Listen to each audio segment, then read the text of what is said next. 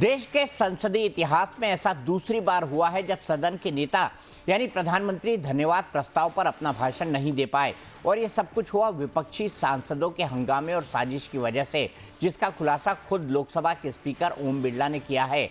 आगे हम आपको बताएंगे कि जहां बुधवार को लोकसभा में पीएम अपना भाषण नहीं दे पाए, वहीं आज वो पूरी तैयारी के साथ पहुंचे थे और कांग्रेस पर राज्यसभा में उन्होंने जमकर प्रहार किया। लेकिन लोकसभा में बुधवार को जो घटना घटी, जिसमें पीएम मोदी की खाली कुर्सी का विपक्षी महिला सांसदों ने घेराव किया था, वो कांग्रेस की साजिश के तौर पर देखी गई और दावा किया जा रहा है कि बीजेपी की तरफ से यहां तक दावा किया जा रहा है कि पीएम को नुकसान पहुंचाने की साजिश रची गई थी। लेकिन पहले ही खुलासा हो गया। लोकसभा के स्पीकर ओम बिरला ने कहा कि जब सदन के नेता पीएम मोदी को राष्ट्रपति के अभिभाषण पर जवाब देना था, तो विपक्षी सांसद प्रधानमंत्री की सीट के पास पहुंचकर कोई अप्रत्याशित घटना कर सकते थे।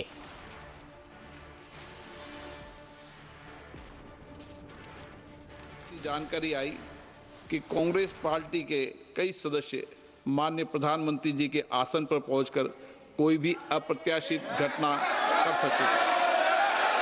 ये दृश्य मैंने सदन में देखा भी सही। अगर ये घटना हो जाती तो ये अत्यंत अप्रिय दृश्य देश के लोकतांत्रिक परंपराओं को तार तार कर देता। इसको टालने के लिए मैंने माननीय प्रधानमंत्री से आग्रह किया कि उन्हें सदन में नहीं आना चाहिए।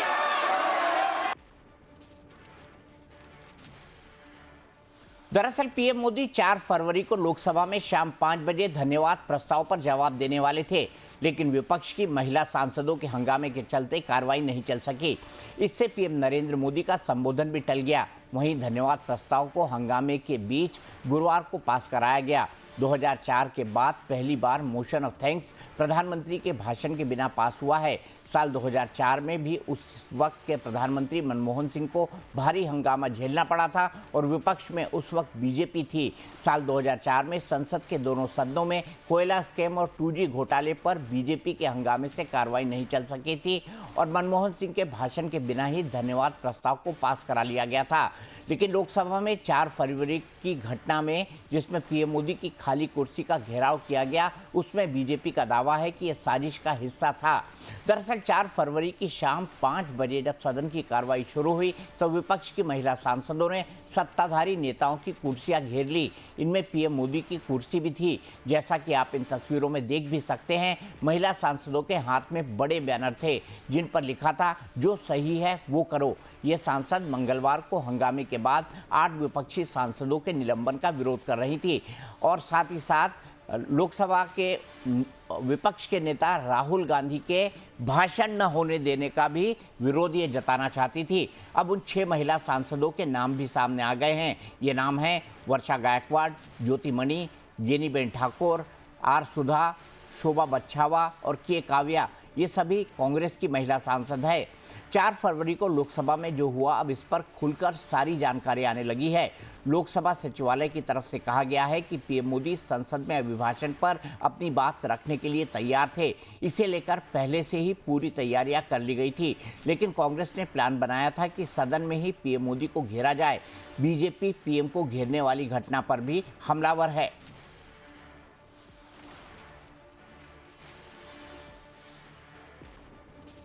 घटियापन हम लोगों ने कल देखा है और ख़ास करके महिलाओं के द्वारा हमारी 3-4 सीढ़ियों पर आकर के खड़ा होकर के जो कुछ भी हुआ वह बहुत ही गलत है। जब से Rahul Gandhi leader of opposition बने हैं, सदन की सभी मर्यादाओं को तार तार करने का काम कर रहे हैं।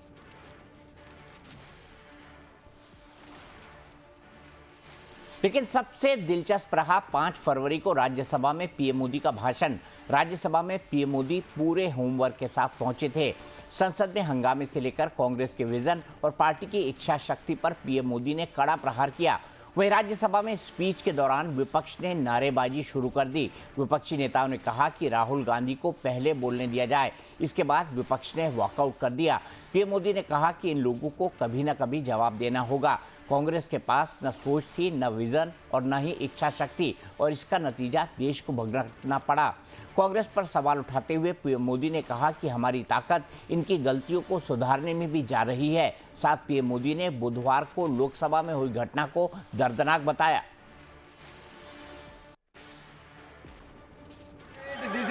मेरी एक प्रार्थना है, आदरणीय खड़गे जी की उम्र देखते हुए वो बैठ करके भी नारे बोल सकते हैं तो अच्छा होगा, ताकि उनको कष्ट न हो। पीछे नौजवान बहुत लोग हैं, तो खड़गे जी को आप बैठते बैठते भी When you are speaking, they are listening. You are नारे listening. बोलने की अनुमति दे दीजिए। जो लोग थक गए, बेचारे चले गए, कभी न कभी उनको जवाब देना पड़ेगा कि देश की ऐसी हालत कैसे बना के रखी थी कि दुनिया का कोई देश हमसे डील करने के लिए आगे नहीं आता था। आपने कोशिश की होगी, पीछे पीछे पीछे बहुत चक्कर लगाए होंगे, लेकिन किसी ने आपकी तरफ देखा भी नहीं होगा। कल जो घटना घटी, इसी सदन के एक माननीय सांसद, कांग्रेस के शातिर दिमाग जिनका है ऐसे एक युवराज ने उनको गद्दार कह दिया। कल सांसद को गद्दार इसलिए कहा क्योंकि वो सिख थे। ये सिखों का अपमान था, एक गुरुओं का अपमान था, और ऐसे लोग कांग्रेस को नहीं डुबाएंगे तो क्या करेंगे। जहां बजट सेशन में विपक्ष से सत्ता पक्ष को समर्थन की उम्मीद होती है, लेकिन हंगामा इतना बरपाया गया कि कार्रवाई लगातार बाधित हुई। पिछले 7 दिनों से संसद में, लोकसभा में कोई कामकाज नहीं हो रहा है, बल्कि सिर्फ हंगामा और हंगामा हो रहा है। जहां लोकसभा में कार्रवाई को स्थगित करना पड़ रहा है, वहीं राज्यसभा में कार्रवाई के दौरान भी जमकर हंगामा देखने को मिला। राज्यसभा में विपक्ष के नेता मल्लिकार्जुन खड़गे ने कहा कि राहुल गांधी को लोकसभा में बोलने नहीं दिया जा रहा है। इस पर केंद्रीय मंत्री जेपी नड्डा ने कहा कि लोकसभा की बात राज्यसभा में नहीं होनी चाहिए। साथ ही जेपी नड्डा ने यहां तक कह दिया कि कांग्रेस पार्टी को अहंकार से बचना चाहिए और पार्टी को अबोध बालक का बंधक नहीं बनाया जाना चाहिए। फिर क्या था, राज्यसभा में जबरदस्त हंगामा होने लगा। अपनी पार्टी को अबोध बालक का बंधक मत बनाइए, बंधक मत बनाइए। आप इतने होशियार हैं और आप इतने तजुर्बेकार हैं कि आपको, ठीक कहा किरण रिजिजू जी ने, कि आपको पार्टी के अंदर भी इस बात को समझाना चाहिए कि डेमोक्रेटिक तरीके से, डेमोक्रेसी में ही हमको काम करना है। यहां पर अभिमान, अहंकार और अबोध होकर के, अबोध और अहंकार, ये दोनों बड़ा डेडली मिक्सचर होता है, तो इससे बच करके रहें। बार बार मत टोको कि तुम्हारी पार्टी ये है वो है। अरे आपकी पार्टी तो ऐसी है किसको बोलने का ही नहीं। आपको तो मोदी जी ने बंधक कर दिया है और हम मुझे बोल रहे हैं। आप कोई उनके राय के बिना बात नहीं कर सकते। आप कोई जो बोलना है बंधक means bounded labour, sir bounded labour वो उधर बने हैं। इसी पर बात करने के लिए मेरे साथ 3 खास मेहमान जुड़ चुके हैं। मेरे साथ भारतीय जनता पार्टी के प्रवक्ता अनंत अमित जी हैं, मेरे साथ कांग्रेस के प्रवक्ता अंश वत्स हैं और मेरे साथ मनोज यादव जी हैं जो कि समाजवादी पार्टी के प्रवक्ता हैं। तीनों से मैं बात करूंगा। सबसे पहले अंश, कल आपके लोकसभा के जो एमपीज हैं वो जानबूझकर प्रधानमंत्री की कुर्सी तक चले गए। उनके हाथ में एक बैनर था और साथ में उन्होंने उस कुर्सी को घेर लिया। जब प्रधानमंत्री नहीं आए तो निशिकांत दुबे की तरफ बढ़े। तो क्या प्रधानमंत्री की तरफ अप्रत्याशित घटना करने की कांग्रेस के नेताओं की मंशा थी? और दूसरा, क्या वो सीधे प्रधानमंत्री को हत्थे पर लेना चाहती थी आपकी सांसद? क्योंकि यही आरोप लोकसभा स्पीकर ओम बिरला ने लगाया है कि कोई भी अप्रत्याशित घटना कल घट सकती थी। दीपक जी, ये जो पूरी मोदी जी की जो छवि बताई जाती है ना कि 56 इंच की छाती है मोदी जी की, वो किसी से नहीं डरते, एकदम मजबूत सशक्त नेता है। कल ये साबित होगा, और कल ही नहीं, ये बार बार साबित हो जाता है कि कैसे प्रधानमंत्री मोदी जी छोटे छोटे विरोध से जो है वो डर के भाग जाते हैं। अरे आप जो है 3 महिला सांसदों से आप डर के भाग गए, आप इतने छोटे विरोध से आप डर के कैसे भाग सकते हैं? अरे ये पहली बात नहीं, आप चीन से डर के भाग जाते हैं, आप ट्रंप की धमकियों से डर के भाग जाते हैं। आप जो है बार बार जब पंजाब आप गए थे चुनाव के समय पे, वहां पे आप अपने खुद के कार्यकर्ताओं से डर के भाग गए थे। तो कब तक आप छुई में प्रधानमंत्री रहेंगे? कम से कम आज तो एक बार आप जनता को जाके जो सच बताने का काम करिए। प्रधानमंत्री जी के आपने बाइट सुनाई और उन्होंने कहा कि जनता को जवाब देना होगा, और ये जनता पिछले 12 साल से इंतजार करी कि कब आप जो है जनता को जवाब देंगे। आज प्रधानमंत्री जी ने 97 मिनट्स का अपने भाषण में आपसे अगर पूछूं कि आपको अगर ट्रेड डील के बारे में जो यूएस के साथ हुई उसके बारे में कुछ आपको जानकारी प्राप्त हुई हो तो आप जवाब नहीं दे पाएंगे। आप नहीं बता पाएंगे कि अगर उन्होंने रशियन तेल के बारे में कुछ जानकारी दी हो, अगर उन्होंने जो है इंदौर में कैसे जो है दूषित पानी से लोग मरे उसके बारे में कुछ बोला हो, आप एक शब्द नहीं बता पाएंगे, क्योंकि प्रधानमंत्री ने सिवाय नेहरू जी को कोसने के एक शब्द नहीं बोला। नहीं, प्रधानमंत्री ने बहुत कुछ बोला अंश, शायद आपने सुना नहीं। लेकिन अंश मुझे ये बताइए कि क्या आपके सांसदों के आचरण अमर्यादित नहीं था? लोकसभा में आज तक ऐसा नहीं हुआ कि पोस्टर बैनर लेकर महिला सांसद प्रधानमंत्री की कुर्सी को चारों तरफ से घेर लिया हो, ऐसा आज तक कभी नहीं हुआ, और आप उसको डिफेंड कर रहे हैं। आपको तो उसकी आलोचना करनी चाहिए जो आपकी महिला सांसदों ने किया, और आप कह रहे हैं प्रधानमंत्री डर के भाग गए। गजब है, आपके भी प्रधानमंत्री हैं वो अंश। आपको दीपक जी आपने अपना जब अभी इतना आपने बाइट सुनाई थी, आपने पूरा विश्लेषण दिया था, उसमें आपने बताया था कि कैसे 2004 में इस देश के तत्कालीन प्रधानमंत्री डॉक्टर मनमोहन सिंह जी बोलना चाहते थे राष्ट्रपति के अभिभाषण पे, लेकिन भारतीय जनता पार्टी के सांसदों ने उनको बोलने नहीं दिया। 1 साल तक वो इंतजार करते लेकिन रहे। कोई प्रधानमंत्री की कुर्सी पर नहीं गया था अंश, नहीं, लेकिन कोई प्रधानमंत्री की कुर्सी पर नहीं गया था पोस्टर बैनर लेके। हल्ला हंगामा हुआ, मैं उससे इनकार नहीं कर रहा हूं, लेकिन कोई प्रधानमंत्री की कुर्सी को नहीं घेर रहा था। अरे सुन तो लीजिए दीपक जी, और मैं आपको एक तस्वीर दिखाना चाहूंगा। ये तस्वीर है जब आंध्र प्रदेश रीऑर्गेनाइजेशन बिल पारित हो रहा था, राज्यसभा में चर्चा हो रही थी, उस समय के प्रधानमंत्री डॉक्टर मनमोहन सिंह जी बोलना चाह रहे थे, और ये भारतीय जनता पार्टी के सांसद कैसे उनके कुर्सी के पास जाके नारेबाजी कर रहे थे। ये राज्यसभा की मैंने आपको कार्रवाई की तस्वीर दिखाई है। तो ये कैसे भारतीय जनता पार्टी की उसमें रहा है, ये हमसे छुपा नहीं है। आप ये बात छोड़ दीजिए, कल ही का आप इंसिडेंट देख लीजिए, कैसे इनके जो सांसद है निशिकांत दुबे, उन्होंने पूर्व प्रधानमंत्रियों के लिए कैसा शब्द प्रयोग किया है कि मैं आपकी डिबेट में बोल भी नहीं सकता हूं। आप ये भी छोड़ दीजिए, आप इनके ही एक और सांसद है रमेश बिदूड़ी, उन्होंने कैसे एक मुस्लिम सांसद के लिए कैसे जो है शब्द बोलने का काम किया था, इन्होंने उनको निलंबित किया नहीं किया।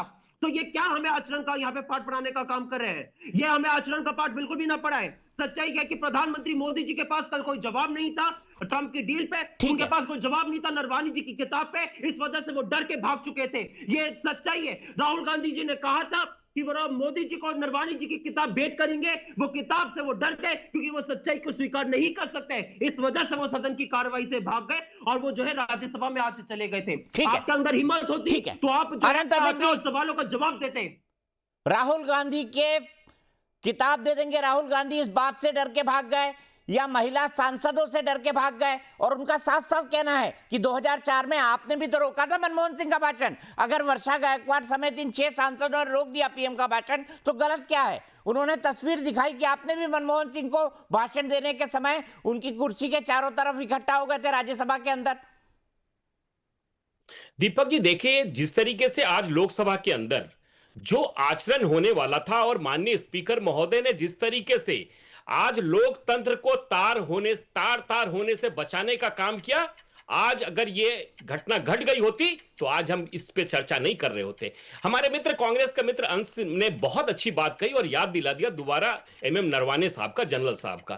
तो अंश जी मैं आपको बताना चाहता हूं कि आप ब्रिगेडियर डॉन डालवी साहब की हिमालय बवंडर कभी पढ़ा है क्या आपने बीके नेहरू जो कि जवाहरलाल नेहरू जी के भतीजे थे और राजदूत होते थे, उनके द्वारा लिखी गई पुस्तक नाइस गाइज फिनिश सेकंड पढ़ा है क्या आपने अपने पूर्व विदेश मंत्री नटवर सिंह की पुस्तक पढ़ी है है क्या? आप कैसे कह सकते हैं? आपका युवराज संसद के अंदर यह कहता है कि चीन भारत की 4 लाख गज की जमीन अपने कब्जे में कर रखा है। ये कौन सी बात करता है? आपका संसद किस तरह का बात करता है? एक प्रधानमंत्री और रक्षा मंत्री के बीच की बात, जो कि राष्ट्रीय सुरक्षा से जुड़ी हुई बात है, वो प्लेटफॉर्म पे लोकसभा के अंदर कहता है, और आपका सांसद दुनिया में जाकर भारत के लोकतंत्र की आलोचना करता है और कहता है कि आपको भारत का लोकतंत्र किस तरीके से बर्बाद हो रहा है देखना है तो आइए। ये सोरस के लोग किस तरह की बात कर रहे हैं? आज देश की दुनिया ने देखा है, पूरे देश ने देखा है कि लोकतंत्र में माननीय राहुल गांधी जी का आचरण जो था वो सबने देखा है। आज कल उसने एक सिख सांसद रवनीत बिट्टू को, जिनके की दादाजी 3 बार आपके सांसद रहे, जिसके दादाजी बेअंत सिंह ने अपनी जान कुर्बान कर दी भारत के लिए, जिनकी हत्या हो गई, उनके लिए उन्होंने गद्दार का बात कहा। और इस तरीके से आज तक देश के लोगों ने सुना था कि रैगिंग कैसे होता है। कल लोगों ने, दुनिया ने देखा कि हिंदुस्तान के लोकतंत्र के मंदिर में रैगिंग किस तरीके से राहुल गांधी के लोगों के द्वारा किया जाता है। और जिस तरीके से राहुल गांधी आचरण कर रहे थे, देश की दुनिया ने देखा कि रैगिंग ऐसे होता है। और गद्दार कहने का काम किया उसी पंजाब के युवा को, जिसने कि पूरे दिल्ली से लेकर तमाम देवे यही गांधी परिवार ने उन सरदारों की हत्या की और खून की नदियां दिल्ली से लेकर पंजाब तक बहाने का काम किया। ये आपका आचरण बताता है। ठीक है, आप किस तरीके से आप विचलित होकर लोकसभा में आचरण कर रहे थे। जी दीपक जी। अंश, सबसे बड़ा सवाल कि आखिरकार रवनीत सिंह बिट्टू को गद्दार क्यों कहा गया? और उन्होंने साफ साफ बताया कि प्लानिंग ये थी कि प्रधानमंत्री को जानबूझकर उनके साथ झूमा झटकी की जाए, उनको हानि पहुंचाने की कोशिश की जाए। आप उसको सही ठहरा रहे हैं क्या? वर्षा गायकवाड़ और बाकी की जो 5 अन्य सांसद थी, उनके इस कृत्य को आप उचित ठहराते हैं? क्या आप कह रहे हैं कि जो किया वर्षा गायकवाड़ और उनकी साथी 5 सांसदों ने वो उचित किया? इसका जवाब दीजिए। अरे मैं कह रहा हूँ कि प्रधानमंत्री इतने छुई मुई प्रधानमंत्री क्यों है? आप यहाँ पे जो है ट्रेजरी बेंच, आप पर इसका मतलब है आप ट्रेजरी बेंचेस पर बैनर पोस्टर लेकर चढ़ाई कर देंगे? नहीं, एक सेकंड, आप यहाँ पे नहीं दीपक जी प्लीज बोलने दीजिए। और यहाँ पे आप जो है बार बार किसी और मुद्दे के पीछे छुपने का काम करते हैं। अभी आपने रवनीत बिट्टू के यहाँ पे कर दिया। मैंने एक सवाल पूछा कि क्या प्रधानमंत्री मोदी जी ने यूएस ट्रेडी पे बोला, क्या रशियन ऑयल पे बोला? एक जवाब नहीं आया। लेकिन आप रवनीत बिट्टू की बात कर रहे हैं। चलो रवनीत बिट्टू की बात कर रहे तो एक और चीज में बोल देता हूँ। रवनीत बिट्टू ने भारत जोड़ो यात्रा के समय पे क्या बताया कि राहुल गांधी जो थे उन्होंने उनको सरदारों की सम्मान करने का जो है पाठ पढ़ाने का काम करा था। ये रवनीत बिट्टू के खुद के शब्द थे। आप यहाँ पे सिख के अपमान की बात करो, अरे आप तो बोलो ही मत। आपके इतिहास में रहे नरेंद्र मोदी जी ने कैसे इस देश के पहले सिख प्रधानमंत्री को मनमोहन कहा था। पहले देश के सिख प्रधानमंत्री को आपने कहा कि वो रेनकोट पहन के नहाते हैं। आपने कैसे कैसे उनको बार बार अपमानित करने का काम किया है। आप तो बोलो ही मत। कैसे इस देश के सारे 700 से ज्यादा किसान शहीद हुए थे। आपने उन पंजाब से आए जो हमारे किसान थे उनको अपने खालिस्तानी का, आपने उनको आतंकवादी का। आप यहाँ पे सिखों की तो बात बिल्कुल भी मत करो।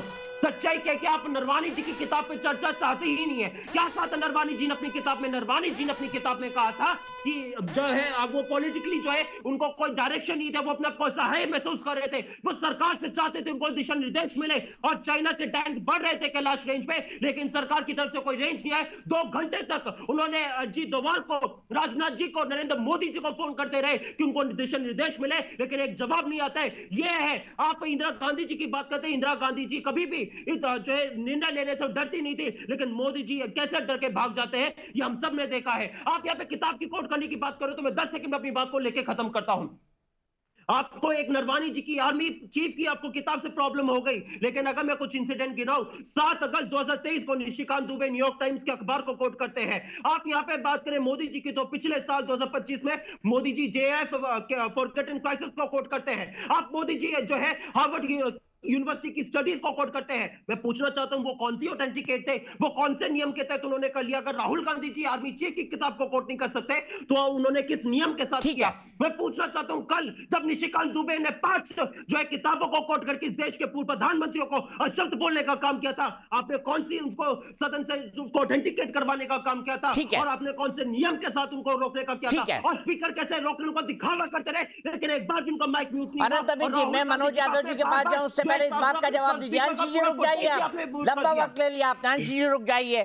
सवाल ये खड़ा होता है कि आपने निशिकांत दुबे को किताबों को क्यों कोट करने दिया? और इससे पहले भी एग्जाम्पल्स हैं कि कई सारे सांसदों ने किताबों को कोट करके, कई सारी चीजों को कोट करके अपनी बात कही है। आपने निशिकांत दुबे को क्यों कोट करने दिया? निशिकांत दुबे का माइक क्यों चलता रहा? दीपक जी, जिस तरीके से हमारे मित्र व्याकुल होके, पता नहीं इनको ऐसा लग रहा है कि ये क्या क्या नहीं बोल जाएंगे। एमएम नरवाने साहब की पुस्तक को लेके एमएम नरवाने साहब का भी बयान आ गया है। उस समय 2020 में माननीय मोदी जी ने कहा कि आप स्वतंत्र हैं आप जो करने के लिए, जिस तरीके से ऑपरेशन सिंदूर के दौरान कहा और पाकिस्तान को जिस तरीके से आंख दिखाने का काम भारत ने किया, उस समय उन्होंने भी इसी तरीके से काम किया। किसी को स्वतंत्रता देना यह बात है क्या?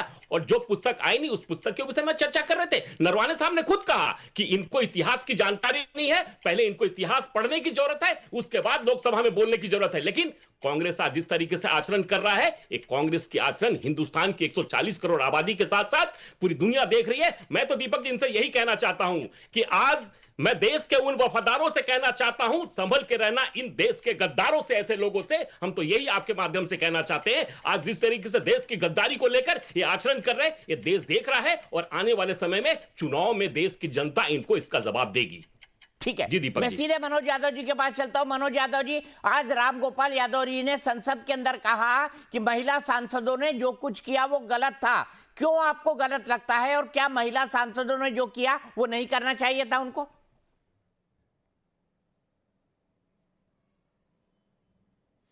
देखिए, संसद में एक दूसरे का विरोध और एक दूसरे का पक्ष करना, तमाम मुद्दों पर विरोधाभास करना और वेल में आके तमाम तरीके से नारेबाजी करना, ये मेरे ख्याल से संसद में लगातार होता रहा है, हर सत्र में होता रहा है।